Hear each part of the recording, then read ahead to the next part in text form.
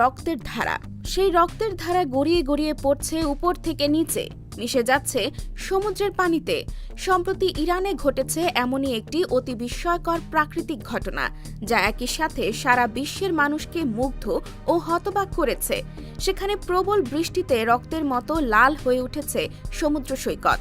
অনেকে এটিকে রক্তের বৃষ্টি হিসেবে উল্লেখ করছেন, আবার অনেকে এই অস্বাভাবিক দৃশ্য দেখে মুগ্ধ হয়েছেন। সামাজিক যোগাযোগ মাধ্যম ইনস্টাগ্রামে ভিডিওটি শেয়ার করে এক ট্যুর গাইড লিখেছেন, হরমুজ বিখ্যাত রেড বিচে ভারী বৃষ্টিপাত শুরু হয়েছে। সেরাসীমার পর্যটকরা এই বৃষ্টি দেখে বিস্মিত হয়ে পড়েছেন। কেবল পর্যটকই নন, নেটিজেনরাও ভিডিও দেখে অবাক। একজন লিখেছেন, ঈশ্বরের চেয়ে বড় শিল্পী আর কেই বা আছেন।